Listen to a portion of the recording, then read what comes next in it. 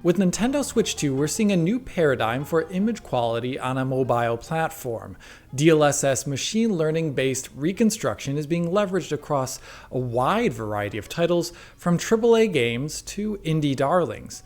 DLSS is a known quantity on PC, where I have been making many analyses of it across the years, charting its evolution and characteristics in comparison to other techniques. But on Switch 2, it's been somewhat of a mystery.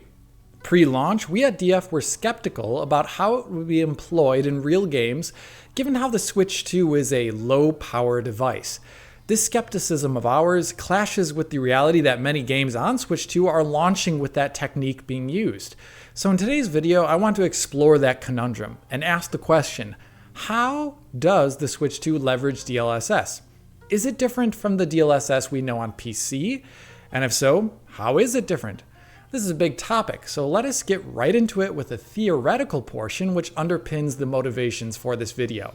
Now, in late 2023, my friend and colleague, Mr. Digital Foundry himself, Richard Ledbetter, did some testing with a low-end RTX laptop GPU, which was configured to have ballpark performance to the Switch 2's GPU, found in the T239 system on a chip.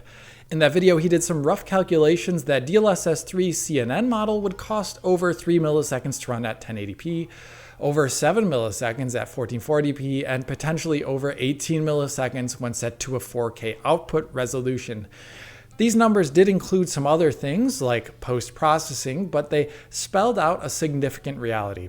DLSS on low-powered hardware would be a challenge, and it would make some resolutions and frame rate targets completely non-viable. A 60 FPS game runs at 16.6 milliseconds per frame to have 60 frames in 1 second.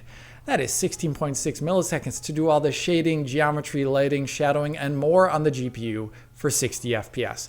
Rich worked out that DLSS alone by itself could take more time to calculate at 4K than all the rest of the work of a standard 60 FPS frame, even with specialized tensor cores being used in the Switch 2 GPU. The cost for DLSS at that res would be rough, and a GPU of that caliber could maybe only start realistically using it at 1440p, but even then, that wasn't completely realistic. Really though, only at 1080p did PC DLSS with its 3+ millisecond time look viable. Basically, what Rich worked out is, in theory, that if Switch 2 used DLSS as found in the PC version, it would likely be limited to lower output resolutions, like 1080p. That was the theory at least, and I think it was really sound work by Rich there. In practice, nearly 2 years later, we see quite a different reality, at least on the face of it. DLSS is being used in so many Switch 2 titles with apparent ease. 30 FPS titles use it, 60 FPS titles use it, and they're not just targeting lower resolutions like 1080p. We've seen some games running at 1440p outputs, and even some outputting at 4K using DLSS. Fast Fusion's 4K output mode targets 60 FPS, and it apparently uses DLSS. The Touryst runs at 4K output using DLSS as well. That reality of those games does not line up with our prognosticating as found in 2023, which showed that DLSS's cost at 4K would surely make 4K and 60 FPS an impossibility.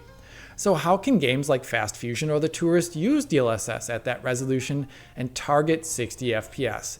That is where we turn to comparative analysis with the PC to figure out what is going on Switch 2 here. The only wrench in my plan to do comparative analysis is that games such as the Touryst on PC do not have DLSS, and we don't even have a PC version of Fast Fusion at all.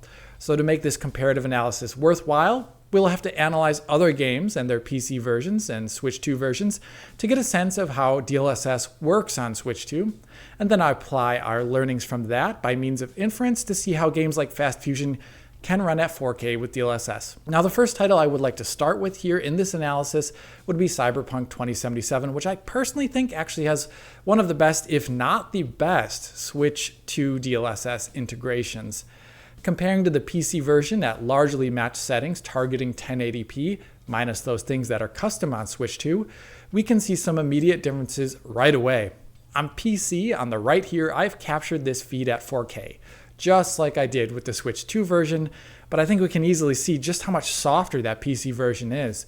Switch 2 is using dynamic res here up to 1080p, but it can often be at 1080p, unlike the static 1080p that I'm using on the right here on PC. Still, in spite of resolution advantages at certain points in this video, we will see that DLSS, or DLAA on the right here, is much blurrier on PC than it is on Switch 2. This is not a difference from how DLSS works on Switch 2. Rather, it's a difference in the post-processing after DLSS has been executed, a type of post-process sharpening. When I add in post-process sharpening from various sources to that PC version, we can see an image now that is much more similar to the visual output we see on the Switch 2. Between the driver level NIS filter from NVIDIA and AMD's contrast adaptive sharpening at native resolution, I would say the Switch 2's sharpening after DLSS here has a similar visual output to CAS. If we stop the image, we can see why I say that. The core difference is on the angled edges, like those straight geometric edges of the car, such as here or here. With NIS, like AMD's FSR1, it is creating gradients on edges into a 4K pixel grid, which gives the appearance of a 4K edge, even though it is of course temporally unstable at 4K and lacks real 4K quality. CAS, on the other hand here, is working at the internal resolution of 1080p, and it outputs to the 1080p pixel grid. So it increases contrast locally at that resolution, but it will retain the edge structure of 1080p, and that pixel aliasing of 1080p is quite visible, unlike the NIS result. So Switch 2 looks to be using a form of adaptive sharpening at that output resolution of 1080p after DLSS has done its job. And it may have a different strength value than the value I've chosen for the video here, but I would now say the images are broadly similar between PC and Switch 2. With CAS enabled on that PC version, we can even emulate similar posterization issues that the Switch 2 shows in its screen space reflections, where the sharpening filter there on Switch 2 kind of takes the stippling pattern you might see on PC and makes it twisted. I imagine the sharpening was added by CDPR here to Cyberpunk to increase that contrast and apparent detail at the cost of increased aliasing. Now that we have matched sharpening largely, we can then test to see which model Switch 2 is using, Transformer or CNN. Transformer is the newer and better model from NVIDIA, and I think it's pretty easy to tell here that the areas where the Transformer is superior don't look like the Switch 2 version. It is instead using something more similar to the previous state-of-the-art CNN model. If we're using preset E for CNN and preset K for the Transformer model, let's look right here in this straightaway section. If we pause the image, we can see how the Transformer model on the far right produces cleaner gradients on distant geometry of the highway, whereas Switch 2 and the CNN model on PC with CAS basically have the same amount of aliasing. They almost look like a perfect match visually, minus minor differences in CAS strength. Looking at the back of the car is another telltale sign of the model we're using here. The Transformer model tends to resolve moving objects in a sharper manner, most evident on the text there on the back of the car. Turbo, the word there, looks comparatively softer in the CNN model and on Switch 2, while it is sharper in the Transformer model. We can also see that Switch 2 does not suffer from image quality regressions found in the Transformer model, as it is still kind of imperfect here. Look at the road on the left of the car. Motion blur is off here on all platforms for clarity purposes, yet the CNN model in the middle here and Switch 2 do not evidence that bad looking blurring movement kind of stuff happening adjacent to the car. So the Switch 2 appears to be using something most similar to the CNN model as found on PC. It has similar levels of aliasing even to the preset E on PC, as we can see here, and it does not have particularly different image quality characteristics, especially for moving objects. As it appears, I would say here, Cyberpunk 2077 on Switch 2 looks like it's using a CNN model of DLSS that is very close to that which we see on PC.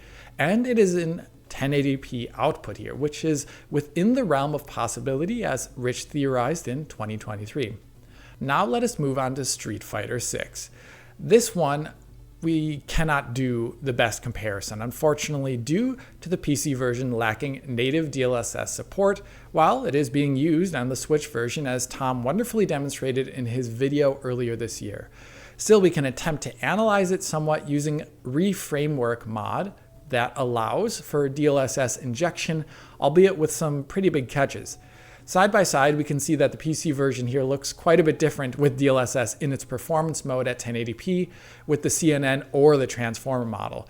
The reason for it looking so different here in comparison to Switch 2 is due to sharpening. This time though, it's not Switch 2's fault. The PC version of nearly every RE Engine game has forced sharpening that at times can apply before anti-aliasing.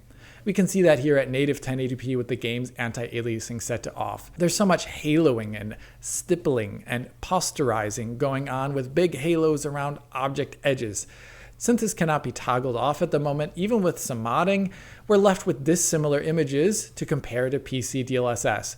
Still, in spite of that, we can see similar disocclusion characteristics between the PC CNN model and Switch 2 if we ignore differences in sharpening. Notice how objects in motion like limbs and hair do not break anti-aliasing resolve or reconstruction. We can see a similar look there between Switch 2 and the CNN model, where edges are anti-aliased, and some of the fastest edges have a slightly wavy look to them. Similar, the area behind movement areas, the disoccluded regions, have that softer, unfocused look like found in the CNN model, but not like that sharper, slightly grainy look as we see in the transformer model. In the past, I've called what happens to CNN model here DLSS stylization. The Switch 2 evidences that here, much like the PC footage, at the same resolution metrics. Albeit we are actively having to ignore the effects of sharpening in that PC footage, which is distorting the results. While this is not the perfect simulacrum of Switch 2 on PC due to that sharpening, I would still hazard the appraisal that it appears to be using a DLSS model that is broadly in line with the CNN model on PC. Being at 1080p output like Cyberpunk 2077, this is well within the realm of possibility that Rich theorized in 2023. So those are two titles that look to use a type of DLSS that is closely resembling the PC CNN model. But those are not representative of the wide variety of titles which target higher than 1080p output resolutions. The first of those that I want to look at here is Hogwarts Legacy, which outputs at a higher resolution than 1080p. Compared with PC at matched internal resolutions, the image quality of static areas of the screen has a similar visual output to DLSS on PC targeting 1440p. 1440p output with PC level DLSS would be extraordinary, given how PC DLSS should in theory cost quite a lot on this type of hardware in the Switch 2. So let us examine a bit closer here to see how it is being done. Looking at the model presets in comparison to PC, we get a sense of it. There is not a specific preset actually that lines up with the visual output as we see on Switch 2 at similar internal resolutions. In terms of image clarity, sharpness, and apparent detail, the Switch 2 DLSS lands somewhere between preset E, which is the CNN model, and preset K, which is the transformer model. Switch 2 is a touch sharper than preset E on PC, and unlike Cyberpunk, it does not appear to be a result of post-sharpening. If we look at the sharpening the game provides, that provides a very different and noisier resolve even in static shots than what we see happening in Switch 2. And if we look at cutscene frame cuts on Switch 2, we can see that Switch 2 does not have an extra contrast or halo ringing effect like we would see if sharpening was being applied here.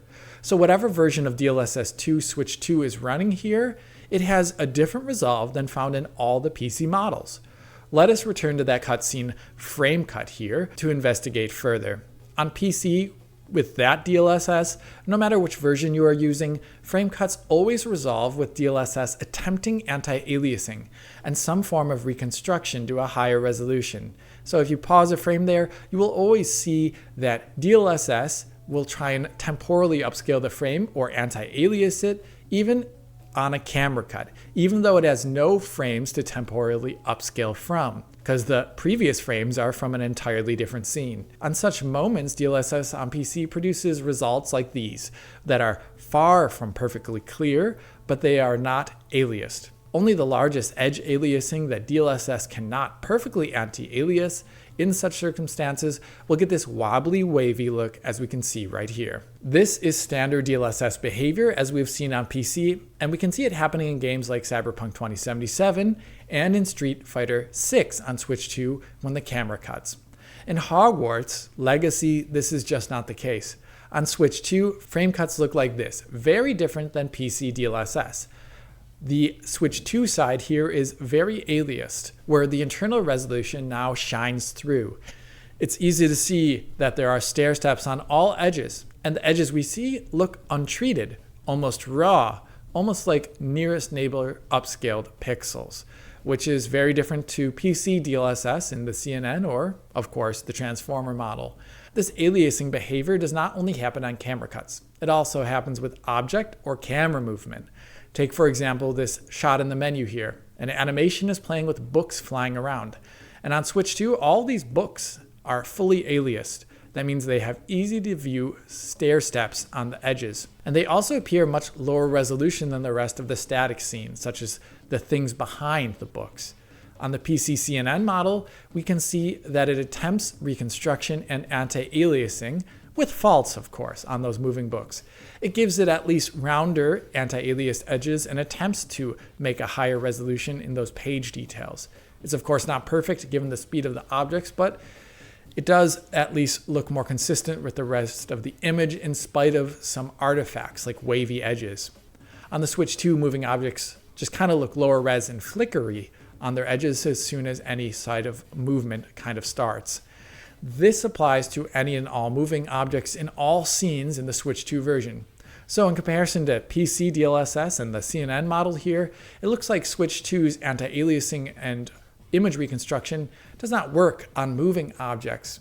In terms of subjective appearance, I would say that this type of DLSS on Switch 2 does not look like the DLSS as found on PC, as it has different behaviors in the areas where PC DLSS resolves just differently and honestly quite a lot better. Now, Star Wars Outlaws is another title that evidences behavior like this, though with some minor differences. First, let us talk about resolution output here, though, as I have an update on our launch coverage. Contrary to our original reporting, when we compare with PC, we can see that the game is actually outputting at 1080p resolution and not 1440p as originally reported on. Look at the clarity of the image on static objects, and if you see the pixel grid there, it lines up quite well with PC DLSS at 1080p output and not like 1440p, which is noticeably more detailed in all aspects. So this output doesn't look like 1440p, like Hogwarts Legacy is. When we compare to PC DLSS presets like we did with Hogwarts, we can see that the image there on Star Wars Outlaws on Switch 2 is somewhere between E and K presets for sharpness, even though no post-process sharpening is occurring if we examine camera cuts. There's no haloing behavior or local contrast enhancement evident. If we return to that preset comparison, though, we can see some very key behavior. In motion, even though the image is mostly static, there is some slight movement in the camera occasionally, which causes aliasing to show through. And that is not at all visible in any of the PC versions of DLSS. This is like the behavior we see in Hogwarts Legacy to a degree. For example, if you look at characters moving, you can see it in full, where the moving objects in scenes breaks DLSS reconstruction and anti-aliasing, and the internal resolution shows through. Compared to the PC DLSS at similar internal resolutions, the DLSS in the Switch 2 version of Star Wars Outlaws does not anti-alias moving objects, nor does it up-res them to higher resolutions. It only does that for static objects. The one difference with Hogwarts Legacy is that objects after camera cuts in this game tend to actually have a bit of image quality treatment applied to them. As we can see here, edges on camera cuts are not perfect stair-step aliases. Although they are quite aliased, they're slightly softened with a slight waviness to them, more similar to PC DLSS, although PC DLSS actually anti-aliases here. It's hard to say why this is happening here, but it is a contrast to Hogwarts Legacy, where it is more raw on camera cuts. Now, based on the titles examined so far, we see two distinct types of DLSS resolve becoming apparent. We have the first type of DLSS in Cyberpunk 2077 or Street Fighter 6, which have hallmark characteristics like found in DLSS on PC, specifically the CNN model. Then we have a second type with like Hogwarts Legacy or Star Wars Outlaws that do not have the characteristics of PC DLSS. It is important to note here that Hogwarts Legacy is also reconstructing up to 1440p output, which in theory should be quite expensive if Switch 2 was using PC's CNN DLSS type.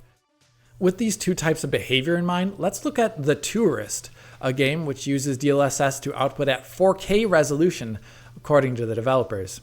Now, loading up the game, I think it's easy to place it in the two types of DLSS we have seen so far.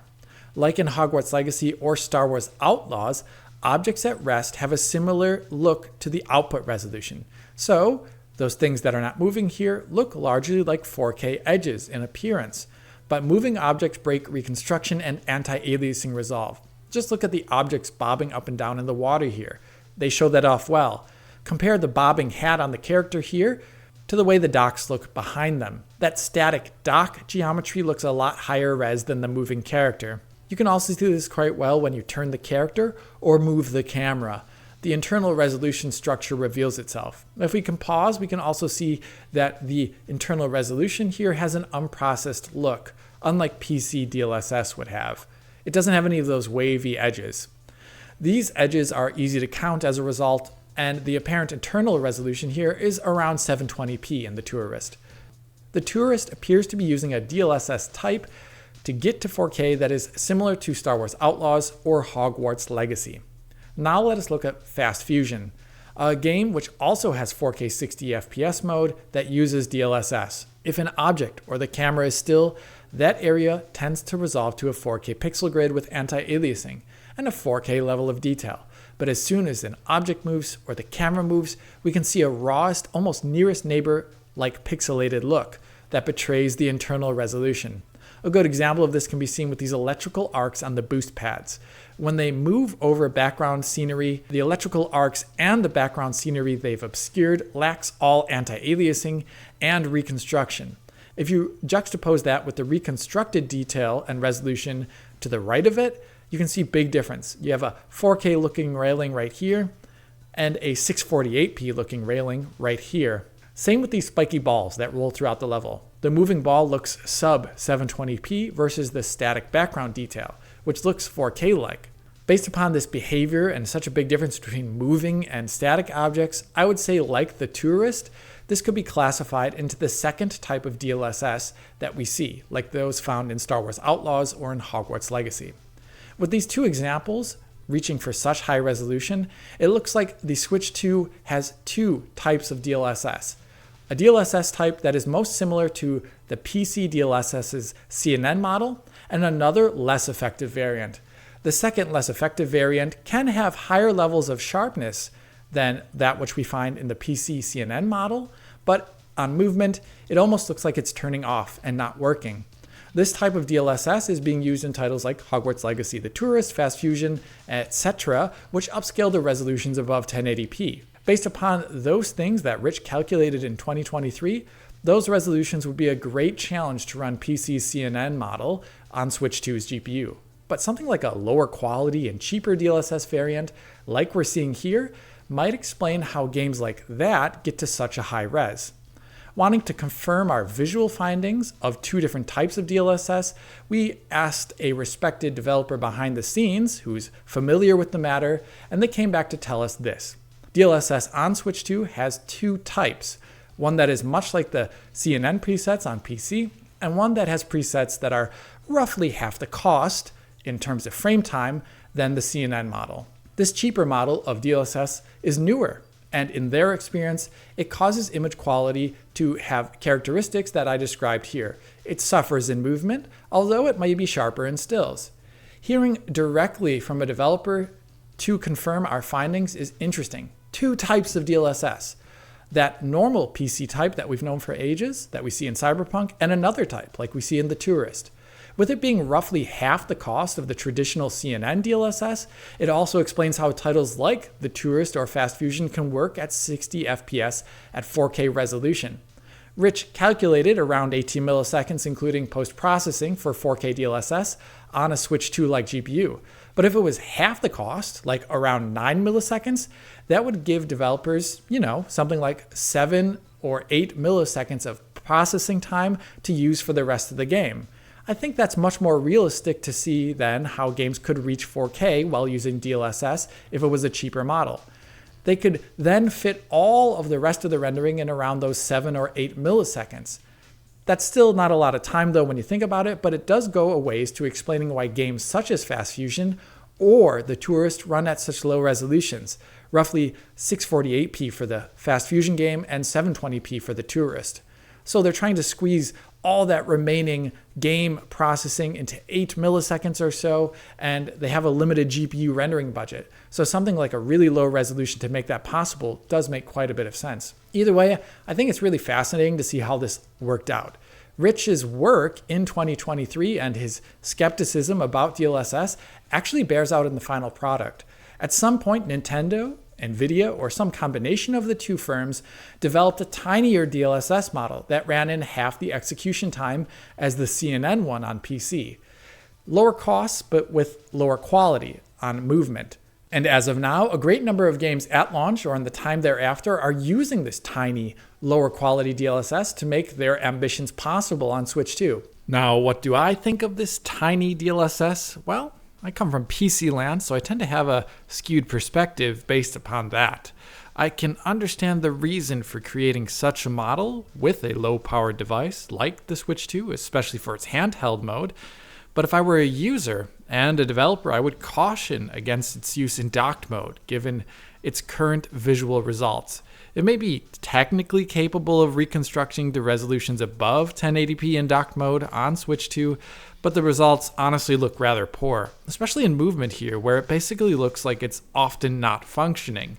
If this were a review of a PC technique, I would say they need to go back and improve it for future versions, and I would disrecommend users from turning it on.